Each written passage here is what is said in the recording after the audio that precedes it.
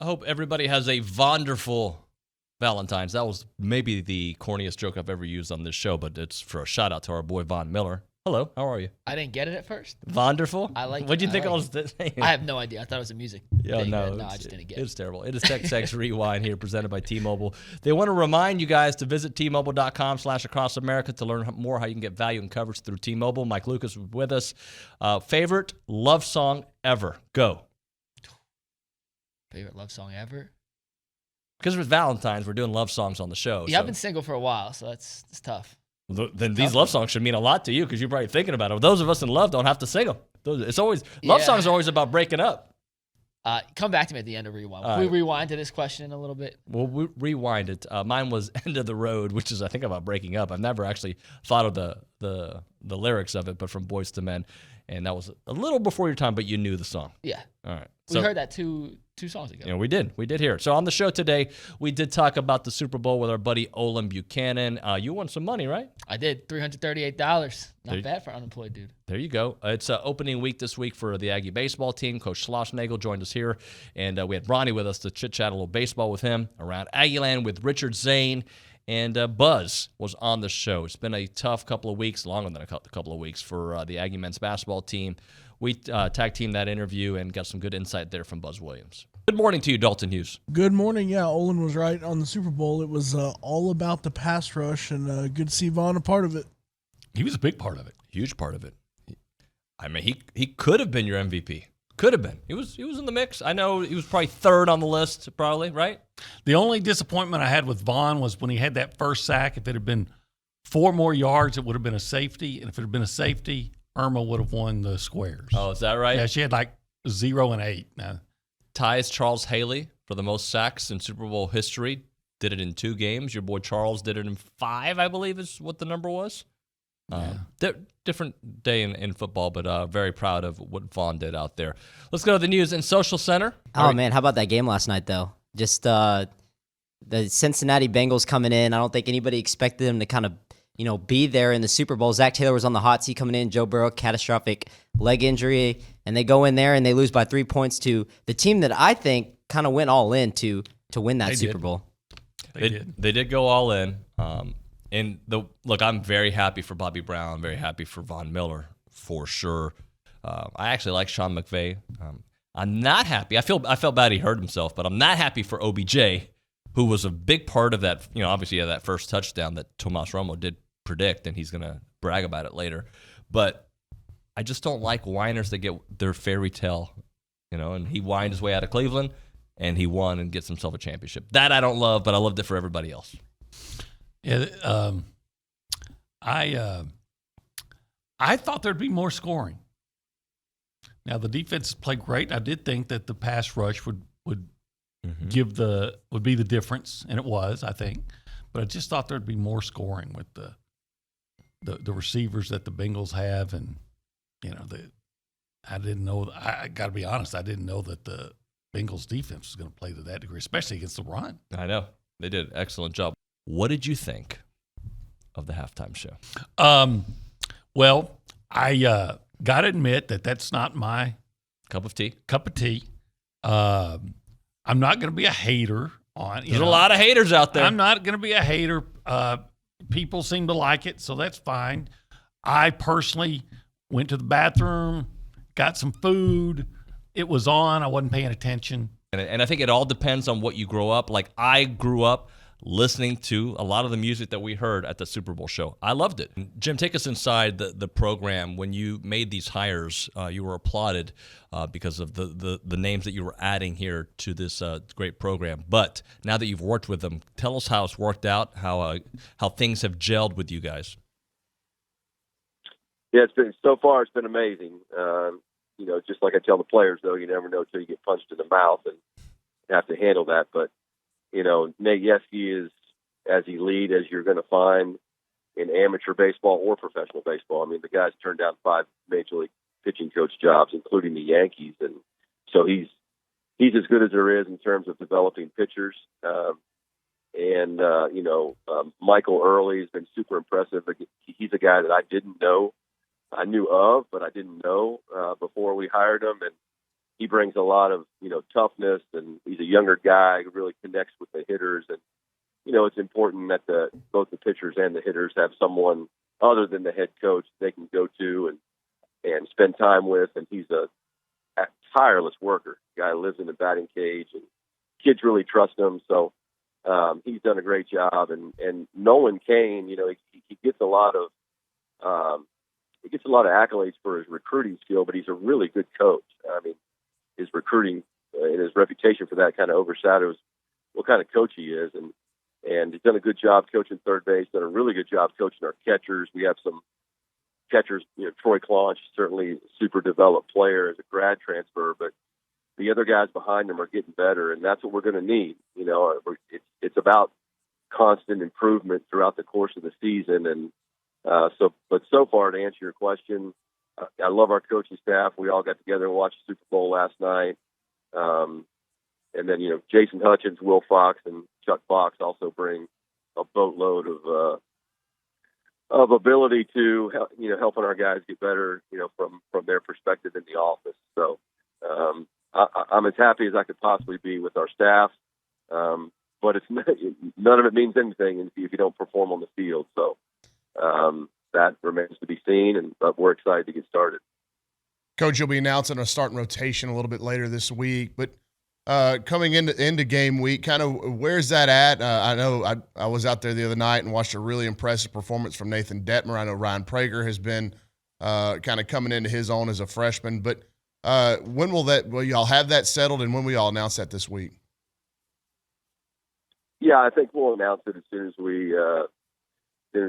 as Fordham feels good about announcing theirs. Yeah. Kind of the Cats game is a little bit. Certainly, there's going to be a lot more video on Texas A&M and our pitchers than there is necessarily in Fordham. So, but I mean, I have a pretty good idea of what it's going to be. It's going to be a combination somewhere of Prager and Detmer and Micah Dallas, at least on the weekend. But there's a lot of other guys that I think are still fighting for time out of that bullpen.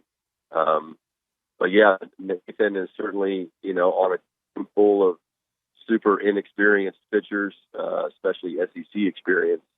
Detmers is really the only one we have, other than Menifee out of the bullpen. I think for the most part, Jonathan Childress maybe a little bit, but I mean Detmers, he's a guy we're going to hang our hat on for most weekends, and he's done a really good job of improving and came back. We about halfway through the fall. Simply, I think he was just out of gas from the summer, and that seems to have helped him some.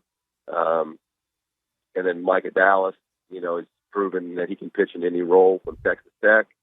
Now he's got to go do that as an Aggie. And then Ryan Prager I've had some super talented lefties in my career, 5, 6, 7 first, second round pick left-handed pitchers. And I think Ryan has the upside to be right in the mix with the rest of those guys. So we're excited about them. We just got to keep, I would imagine some combination of that group will be out there this weekend.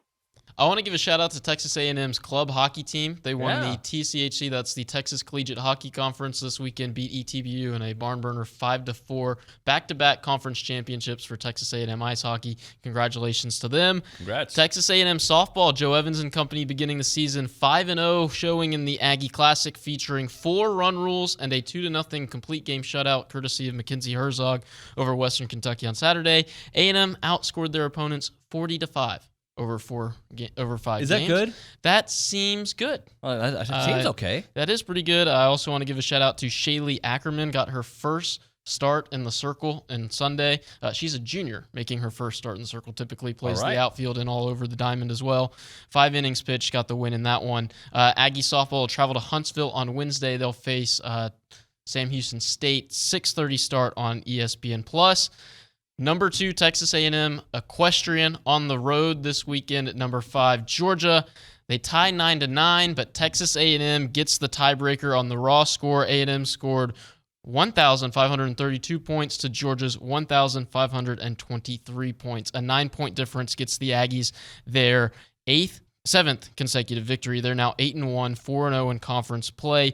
It came down to the last event. Emmylou Marsh defeated a person by a half point and reigning to clinch the 9-9 tie. She earned most outstanding performer honors for her heroics. They'll be back in action on Saturday at Hildebrand. Men's basketball lost to Auburn, but they're back in action on Tuesday night. They'll host Florida for a 6 o'clock tip-off on the SEC Network. Women's basketball in action on Thursday. They'll host number 25 Ole Miss. 8 o'clock tip-off. They will not host Ole Miss. They'll be on the road in Oxford. That game also on the SEC Network. Men's tennis moved to 5-0 after beating USF. Women's tennis took down 2 ranked opponents this weekend at the ITA National Team Indoor Championships, beating Old Dominion 4-1 and then USC 4-1. And I think our guy over there, Eric, has mentioned that Carson Brandstein took down the number 1 player in the country, so congratulations to her. Track and field had a number of outstanding performers this weekend as well. Swimming and diving is preparing for the SEC Championships in Knoxville. That'll begin on Tuesday. And then men's golf, David, wish I was with them. They're headed for Hawaii. Tournament begins on Thursday. Coach, when you look back over the last 4 weeks, I guess, has there been any thought to maybe trying to push the tempo a little more and maybe get into some of these offensive sets a little earlier in the shot clock, or are you content with some of the looks you guys are getting late in the game or late in the shot clock on each possession? Yeah, we're the fastest team in the league as far as transition, and I'm assuming, Mike, that's what you're talking about. Against Auburn, 51% of the possessions were in transition for us. That's the fastest we've ever been. Obviously, we didn't score a lot of points. But in regards to pace, Auburn, I think, was the 4th or 5th fastest team in the league. They were 41%. Now, obviously, live ball turnovers help us in regards to transition, and live ball turnovers help the opponent in regards to transition. When we play fast, numerically speaking, if you score in the first 6 seconds of the shot clock, our numbers are really good. And so we want to play in the first 6 seconds of the shot clock. And to some degree, that's predicated on getting a stop. If you're getting the ball out of the net, of the 14 teams, I think 9 of them do some sort of full court pressure, similar to what we do. And so we're going to slow you down if we score. And so, like, if you look at our numbers relative to transition, when we get stops, we play faster. When we don't get stops, it just makes sense that you're going to play slower. 51% is probably as high as it's been since I've been employed here. That's almost too fast. It was 74 possessions. 74 possession game on the road against the number 1 team. You could argue that may be too fast for us, but actually that's when we're most productive.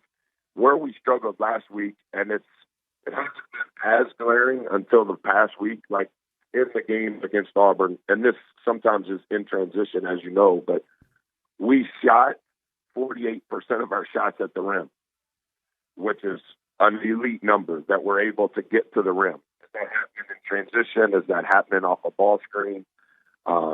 We got there 48% of the time. Against LSU, we got there 46% of the time. We're just not finishing at a high enough clip. We got there 48% of the time against Auburn, but we only made 39% of those. Obviously, 13 blocked a lot of them, but we still have to finish.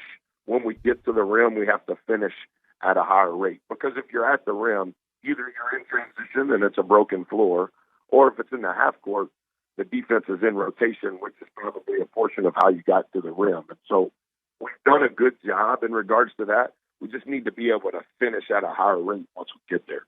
All right, time to close the TexAgs Rewind presented by T-Mobile. I give you some time to think about it. Did you have any? I gave you like 9 seconds. You gave me 9 seconds. Who's your favorite musician? I'm not a big music guy. I don't know.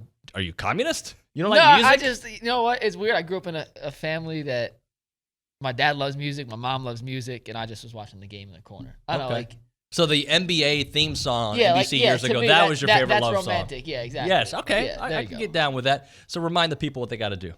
They got to like, subscribe, and comment, and PayPal me. Okay, so by the way, I have to ask you this, and PayPal you. That was good. Thanks. You were wearing a different hat during the show. I just realized. We switched it up midway. Was that by design? No, I went to the car and I dropped my hat and I grabbed a new one. Okay. All right, because it was a jiu-jitsu hat. Are you a jiu-jitsu guy? shout out to the guys in Bristol, Tennessee. I did a story on them. Okay. They gave me free classes for doing the story on them. I love jiu-jitsu. Yeah, Love it's a great workout. All right, Mike Lucas, myself, we'll see you guys next time.